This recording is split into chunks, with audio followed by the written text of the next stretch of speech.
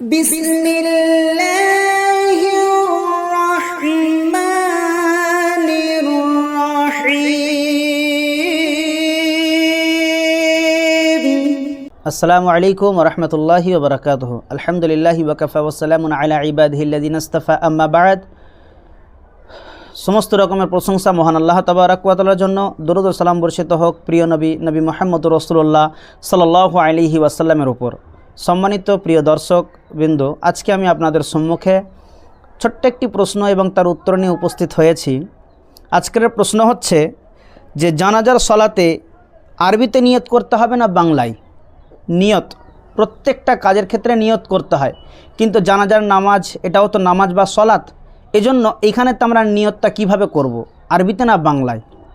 যারা আরবি জানি আমরা আরবিতে করতে পারি, কিন্তু যারা আরবি জানি না তারা বাংলায় করলে চলবে কি চলবে না, এটা হচ্ছে প্রশ্ন। এর উত্তরে আমি যাওয়ার পূর্বে আপনাদের কাছে সামান্য একটু কথা ভেঙে নিতে চাই যে দেখুন, নিয়াত এই শব্দের অর্থ কি? এই শব্দের অর্থ যদি আপনি দেখেন তাহলে আপনি বাংলা অর্থ পাবেন যে সংকল্প করা, অর্থাৎ ইচ্ছা পোষণ করা, মনে মনে নিয়ত করা যে আমি একটা কোনো কাজ করবে সিদ্ধান্ত নিয়েছি। তো এটাকে যদি আপনি মুখে উচ্চারণ করেন তাহলে সেটা হয়ে যাবে পড়া। আমি পড়ছি, তার মানে আমি মুখ দিয়ে পড়ছি। আমি নিয়ত করেছি ভালো কাজ করব, তার মানে আপনি মনে মনে করেছেন একটা কিছু করবেন আপনি। তো এই নিয়ত করা এটা হচ্ছে অন্তরের কাজ, মুখের নয়।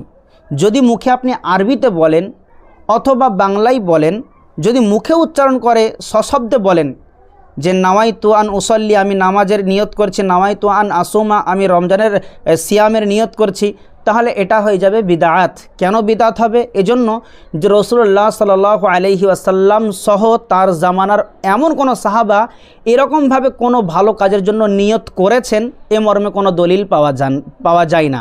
কিন্তু আল্লাহ রাসূল সাল্লাল্লাহু আলাইহি ওয়াসাল্লাম এর স্পষ্ট ভাষায় বলা হয়েছে। সহিহ বুখারী যদি আপনি প্রথম নাম্বার হাদিসটাই দেখেন, 1 নম্বর হাদিসটা যদি দেখেন, তো সেখানে বলা হয়েছে ইন্নামা আমালু বিন্নিয়াত। প্রত্যেকটা ভালো কাজের জন্য নিয়ত করা কিন্তু জরুরি।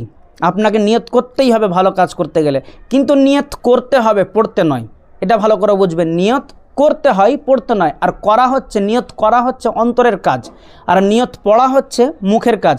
এজন্য কোনো বা ভালো কাজ করার পূর্বে আপনাকে নিয়ত করতে হবে, অর্থাৎ মনে মনে সংকল্প করতে হবে। আর সেই নিয়তটা হতে হবে আল্লাহ তাবারাক ওয়া তাআলার জন্য, যে আমি ভালো কাজটা করছি আল্লাহ তাবারাক ওয়া তাআলার জন্য, এজন্য যে তিনি আমাকে উত্তম এর প্রতিদান দেবেন।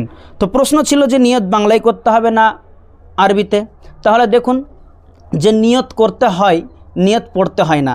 তো বাংলায় হোক অথবা আরবিতে হোক আপনি মনে মনে নিয়ত করবেন। যদি আপনি আরবি ভাষী হন তাহলে আপনি আরবিতে করবেন, আর যদি আপনি উর্দু ভাষী হন তো উর্দুতেই করবেন, নিয়ত করবেন। আপনি যদি বাংলা ভাষী হন তাহলে আপনি বাংলাতেই নিয়ত করবেন। যখন আপনি বাড়ি থেকে অজুটা সুন্দর করে গোরস্থানের দিকে যাচ্ছেন অথবা যেখানেতে জানাজা আরম্ভ হবে সেখানেতে আপনি যাচ্ছেন, তখনই আপনার মনে মনে নিয়ত হয়ে যাচ্ছে। আপনি যাচ্ছেন তো যাচ্ছেন কেন?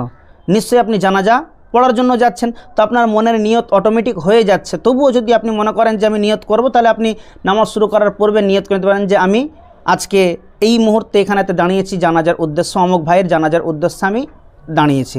তাহলে নিয়ত করতে হয়, পড়তে নয়। তাহলে এখানে যে প্রশ্নটা এসেছে, আমাদের কোনো একজন ভাই করেছেন যে জানাজার সালাতে নিয়ত আরবিতে করতে হবে না বাংলায় করতে হবে? নিয়ত বাংলা আরবি যে কোনো ভাষায় আপনি অন্তরে অন্তরে করবেন, তাহলে আপনার জন্য যথেষ্ট হয়ে যাবে। তবে নিয়ত করবেন, নিয়ত করা জরুরি। সহিহ বুখারীর 1 নম্বর হাদিস।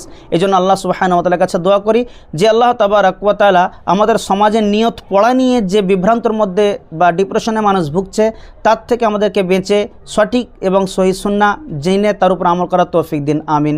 আসসালামু আলাইকুম ওয়া রাহমাতুল্লাহি ওয়া বারাকাতুহু।